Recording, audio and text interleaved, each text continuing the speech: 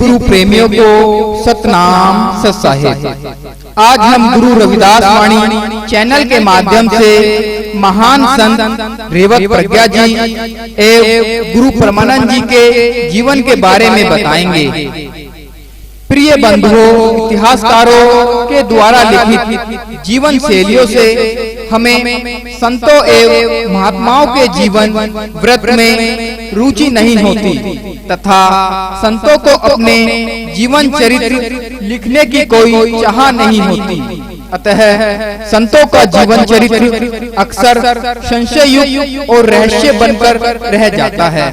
पृथ्वी पर अवतरित हुए एक महान संत जिनका नाम गुरु परमानंद जी था, जिनका जन्म शूद्र वर्ण की व्यवस्था के अनुसार चमार जाति में गांव रफगढ़ में हुआ था, जो काशी के समीप। उनका जन्म लगभग सन 1377 में हुआ था। बाल्यकाल से ही परमानंद जी की रुचि गुरु सेवा एवं धार्मिक विचारों में रही।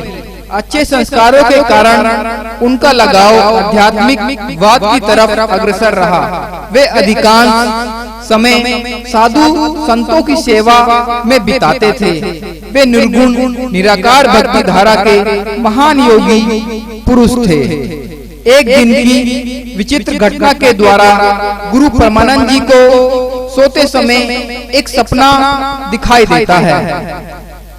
गुरु परमानंद जी को दिन निकलते ही उस सपन में दिखाई दिए साधु से मिलने की जिज्ञासा एवं विरहा बाण की तरह उन्हें कचोटती रही।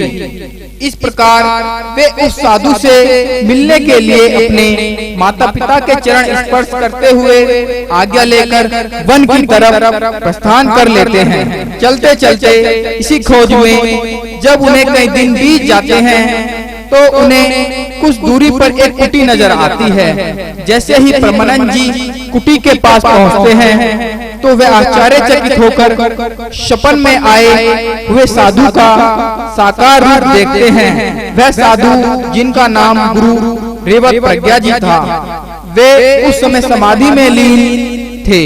श्री परमानंद जी कुटी के बाहर खड़े होकर रेवत प्रज्ञा जी को अपने नयन कमलों से निहारते हैं। कुछ क्षण पश्चात गुरु रेवत प्रज्ञा जी का समाधि से ध्यान हटता है और वे देखते हैं कि एक युवा किशोर कुछ पाने की मुद्रा में हाथ जोड़े खड़ा है।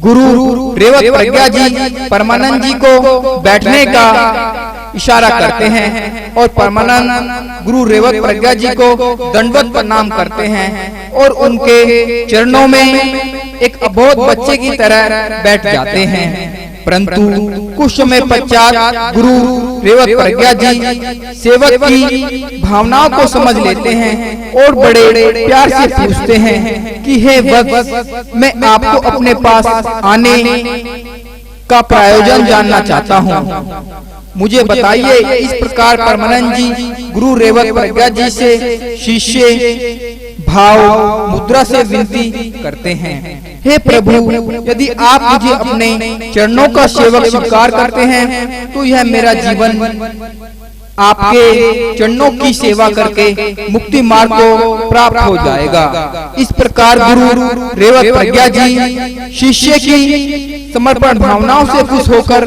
परमानंद जी को गुरु दीक्षा का आशीर्वाद देकर अपना शिष्य मान लेते हैं। इसी संसार में कलयुग के महान संतों में गुरु रेवत प्रज्ञा जी की चर्चा है। उन्होंने अपने सभी कर्मों को अपने अधीन कर लिया था। उन पर किसी भी प्रकार का प्रभाव नहीं पड़ता था। उन्होंने जो चाहा उसे साकार रूप में अवतरित किया। उन्हें लालच, काम, क्रोध, लोभ, मोह, उपयश वायु की तरह भी स्पर्श नहीं कर पाता था। सूर्य के आकर्षण से पानी वर्षा के रूप में बदल जाता है, परंतु रेवत प्रज्ञा जी को किसी भी वस्तु या प्राणी ने अपनी तरफ आकर्षित नहीं किया, सिवाय उनके भक्तों के। माता कर्मा और पिता राहु की भक्ति भावना से प्रसन्न होकर उन्हें एक अलौकिक पुत्र का वरदान दिया। इस प्रकार गुरु रेवत प्रज्ञा जी ने संपत्ति को बटोरने की चाह से अपने को मुक्त रखा।